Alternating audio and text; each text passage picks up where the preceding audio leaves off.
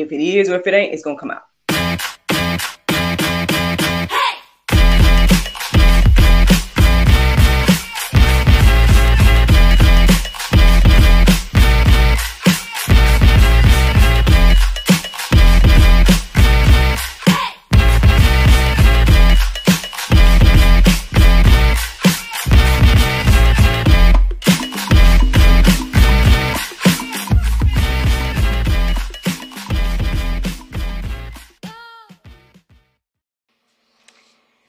Good morning, everybody.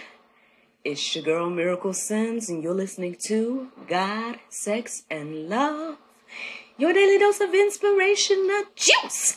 It is April the 20th, 2023, and today the topic is God's wrath. Happy Thursday. Happy Thursday, everyone. I hope that you all had a wonderful Wednesday. Mine was just fine. Matter of fact, it was more than fine. I have to tell y'all about yesterday because the Lord did so much, man. First of all, I was gone like the whole day because I told y'all that I was asked to come to a meeting at the church. And so, I made my way there. Things were kind of up in the air a couple of moments, but it was very interesting because I know my husband was saying, for example, that he wanted to head out and get out and start hustling in the streets, X, Y, and Z. But because I had been invited to go to the meeting, and the message did say that there wouldn't be childcare, so basically, I took that to mean that, not to bring NJ, X, Y, and Z. And so I was going to leave NJ with his papa, which is, my husband and whatnot, and everything like that. And so right before, I asked my husband, I'm like, technically it wasn't mandatory for me to go to this meeting. So if you need to go and do your thing. And he was like, no, you go ahead. You trying to establish something there, X, Y, and Z. And I said, okay. And I went on. And I went with the intention to stay throughout the day because I had the Miracle Lab last night. And so that's what I went to do. Now, y'all, long story short, that was not a regular meeting by any means. Like, it was a beautiful experience. At the end of the day, like,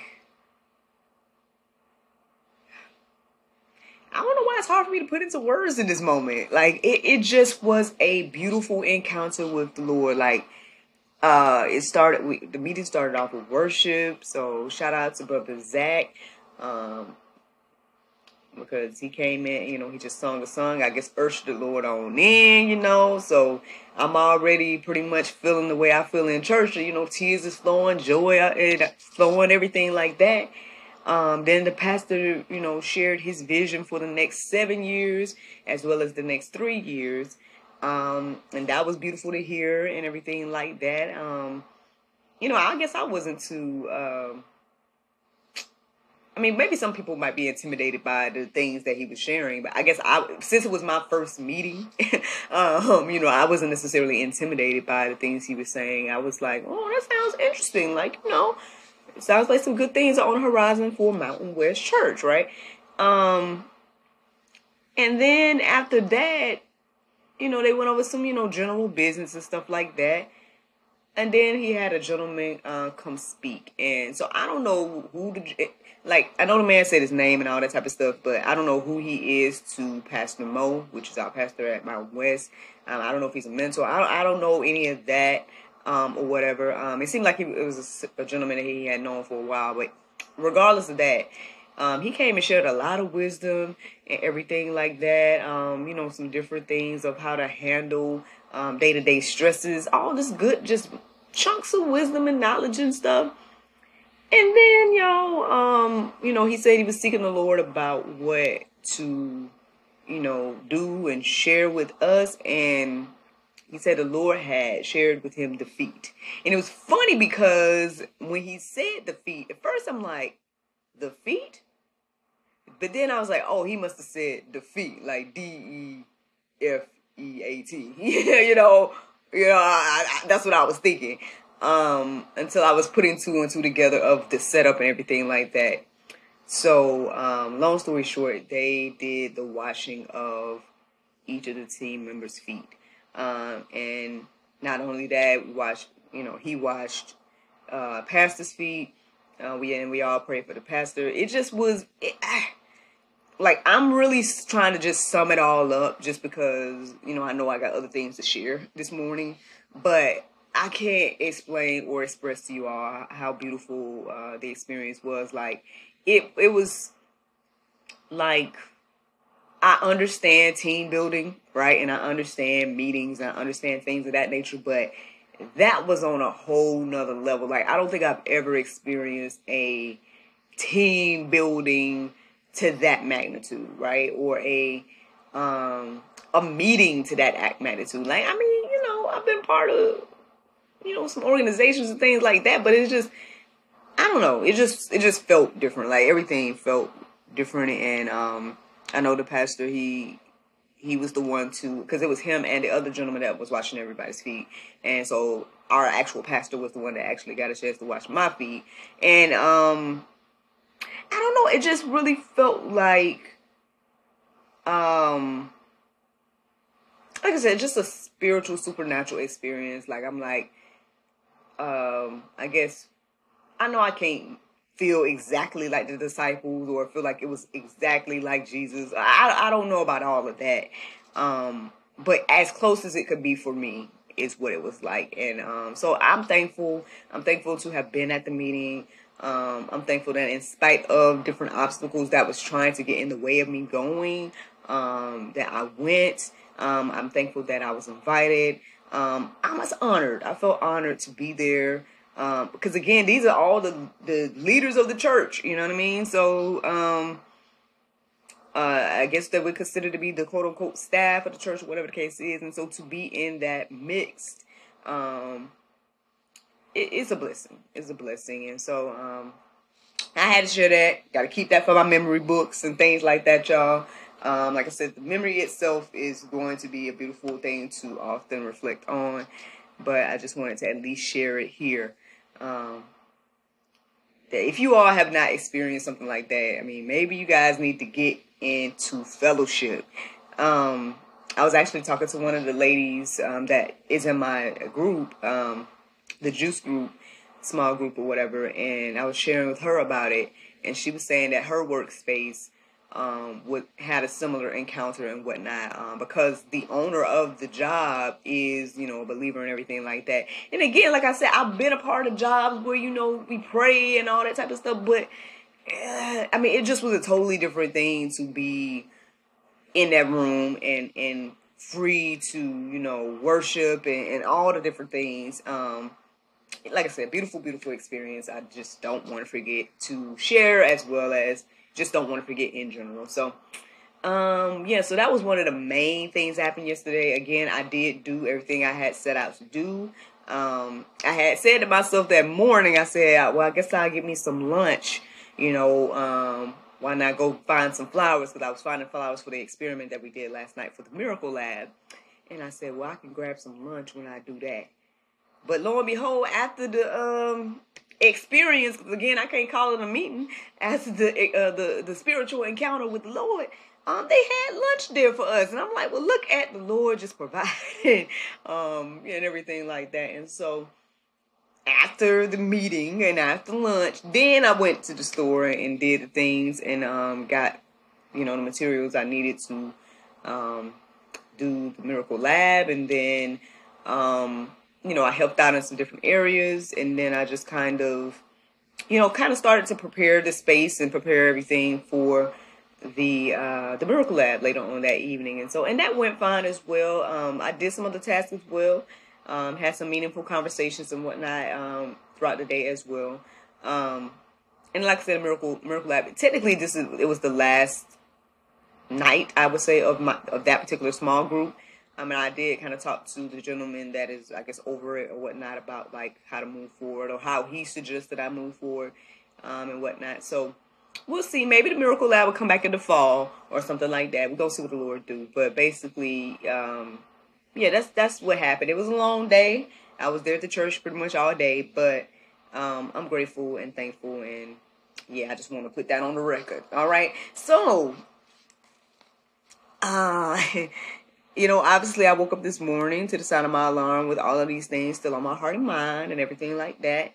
And so I listened to the prayer meditation and everything, and I was just kind of reflecting or seeking the Lord about what to talk about, right?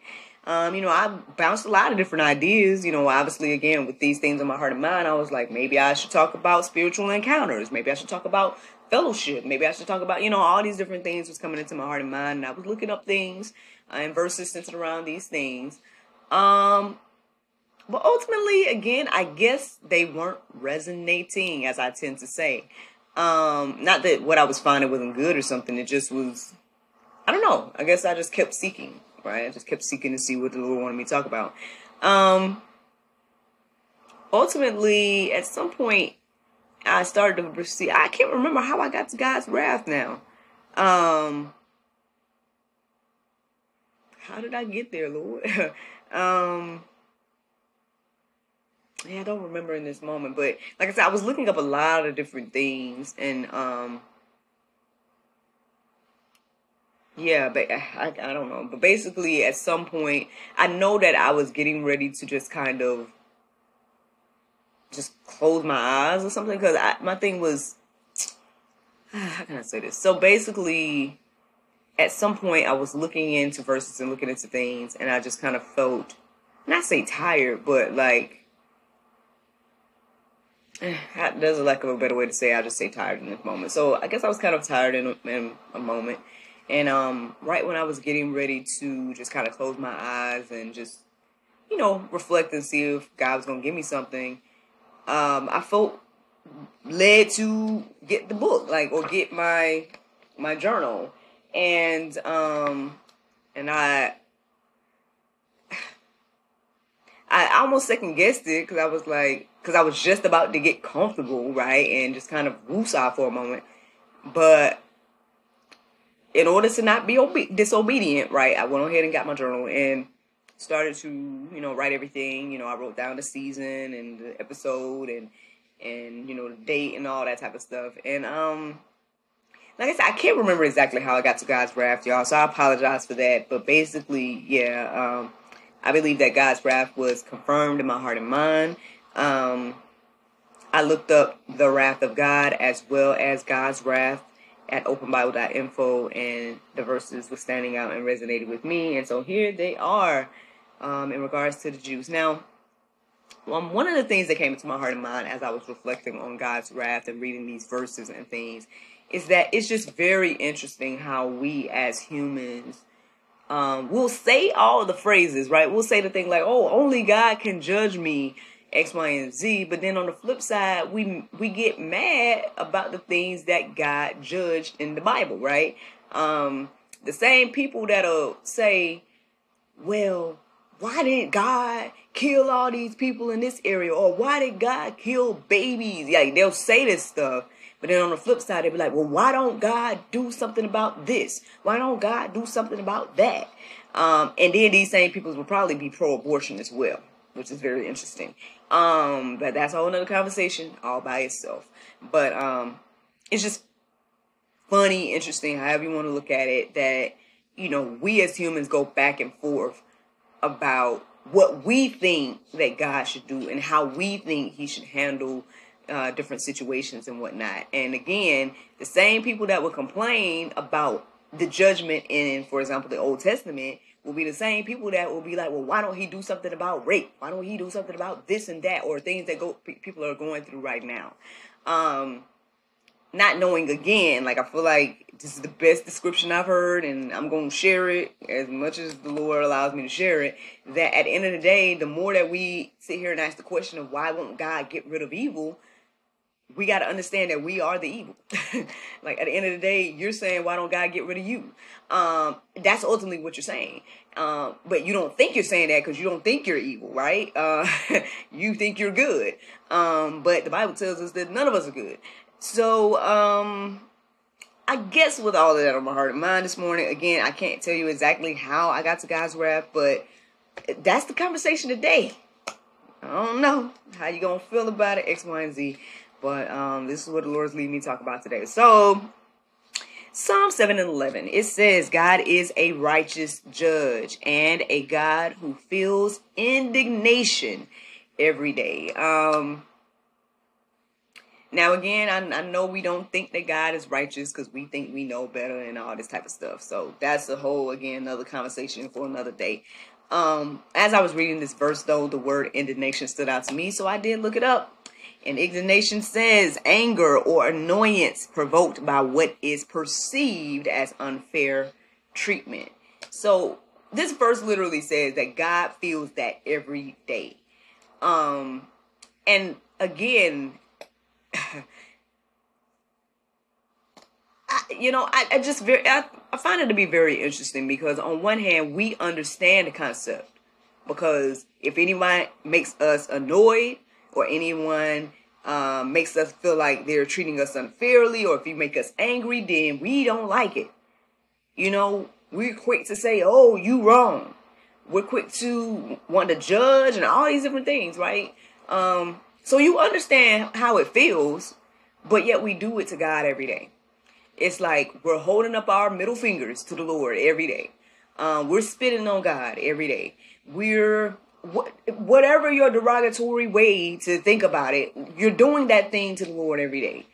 But on the flip side, you're like, oh, only God can judge me, or oh, you know, you feel some way about, again, the judgment that you do see in the Bible, things like that. You know, forgetting about the long-suffering nature of God, forgetting about the years of chances and the constant prophets and all the different things that, you know, has been established to restore our relationship with God. Forgetting about all that, you feel like,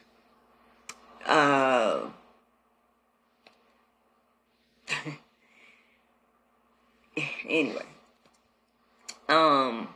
yeah.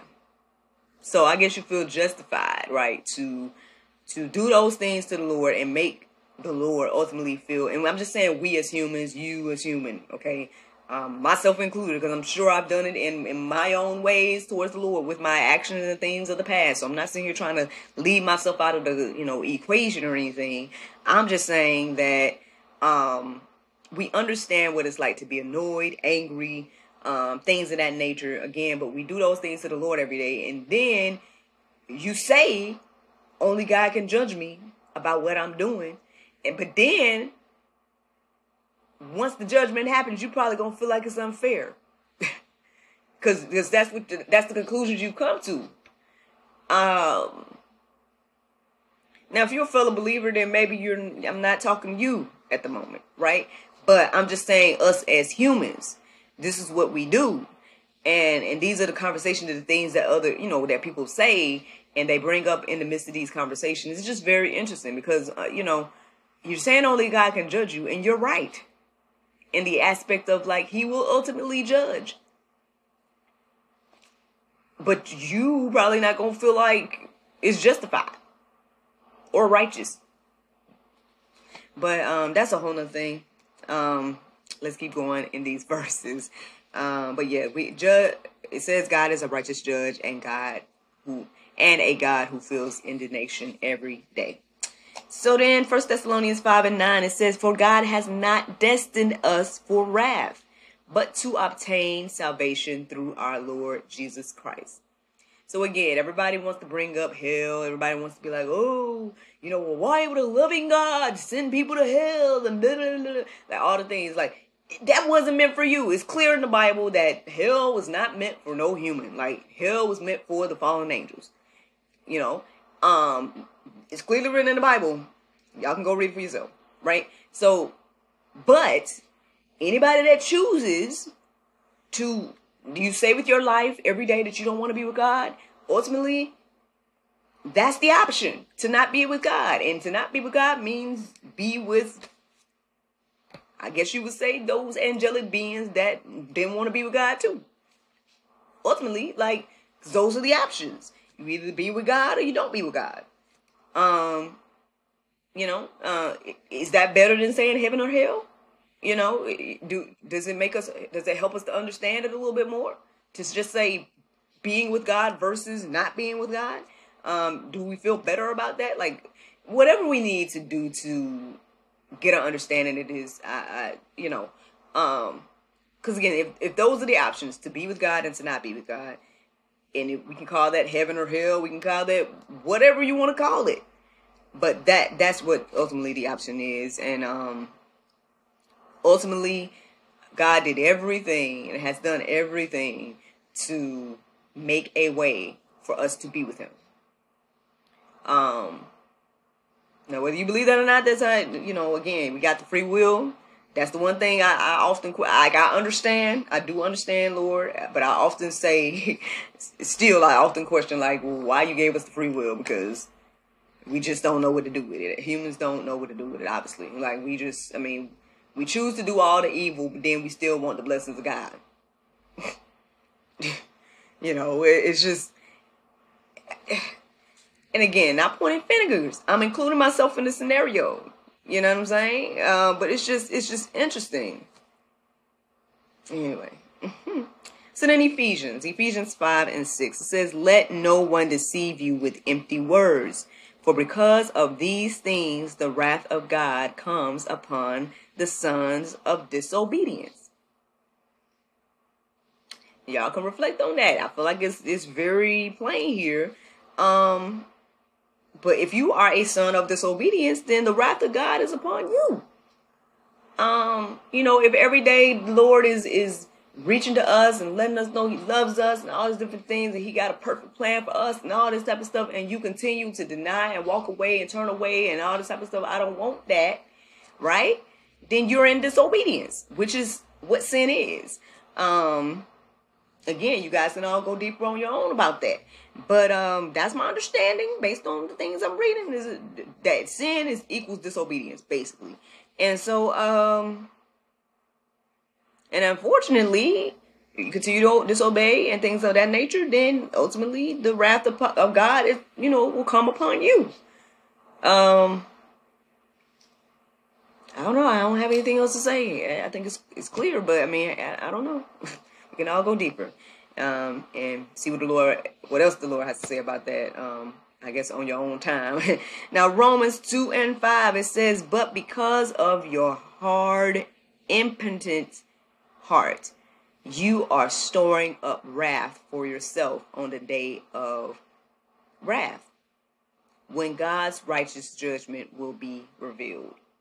So instead of storing up treasures in heaven, right, and all the other beautiful things that the Lord is asking us to do with our life, and by, doing his will, his way, the true good things of the world and everything like that, instead of storing up that, you're ultimately storing up wrath to be in disobedience. That's what I'm receiving by that verse. I don't think there's any other way to just break it all the way down. There probably is, but I don't know if that's hard to understand. It's just, not just cause and effect, but it's like opposites. Either you do this or you do that. So if you're not doing this, then you're doing that. If you're not storing up treasures in heaven, then you're storing up wrath. Like, again, hopefully this is helping us today. And on the flip side, like that other verse a minute ago, what was it saying to us? I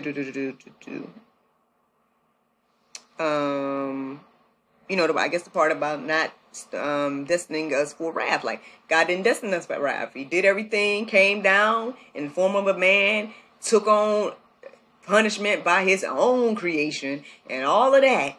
The disrespect, you can go on and on and on, right? All the things that was experienced when it comes to the cross and, everything like that. Did all of that for us, made a way that surpasses time and all of that. One sacrifice for all. And yet we still turn up our nose, and we still, again, throw up the middle fingers and do all the things that causes him to have the indignation every day. But anywho, let me keep going. So then let's see. Romans 5:9. Since therefore we have now been justified by his blood, much more shall we be saved by him from the wrath of God. So again, this is why we need Jesus. This is why we need what he did on the cross. This is why this sacrifice means so much. I guess, that's a nice verse to reflect on today, because the rest of it might have been Pope. There's only a couple of verses that I guess shows the positive side of this situation. But with this conversation being about God's wrath today, I hope that this has given us all something to reflect on. Because at the end of the day, again, I would hope that all of us would want to store up treasures in heaven and things like that versus the wrath of God, especially when God has done everything and went out of his way to make a way for us through Jesus. And, that's the juice. I guess the juice today is ultimately, friend, at the end of the day, in spite of all of that, in spite of all these things being in play and the rule of law and however you want to look at it, in spite of all these things being the options, right?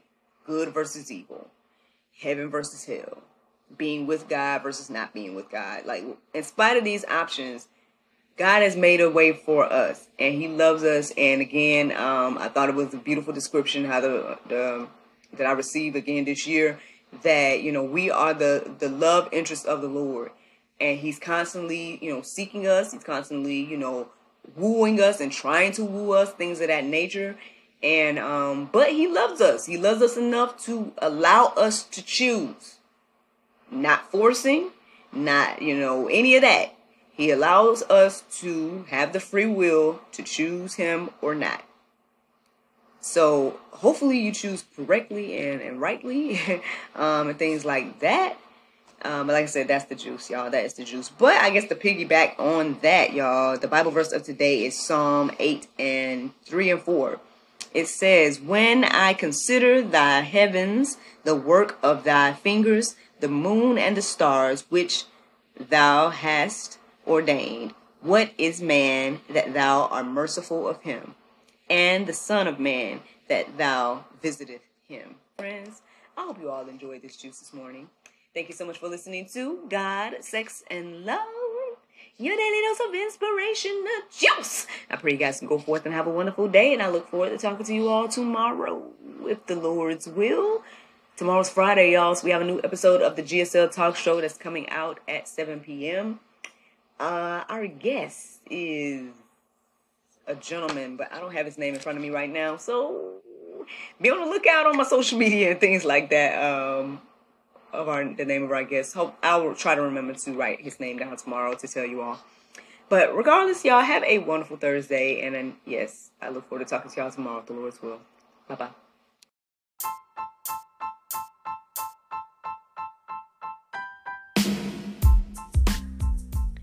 Did you know that you can support us for just 99 cents a month? That's right, friends. You can support everything that we do here at GSL for just 99 cents a month. Take a look around wherever this post is. You might see a link or maybe even a button that says support. Go there, check out the options, consider supporting us because, we enjoy bringing you all the daily inspiration as well as the weekly talk show, but we have much, much more to come. Thank you so much for the consideration. Bye-bye.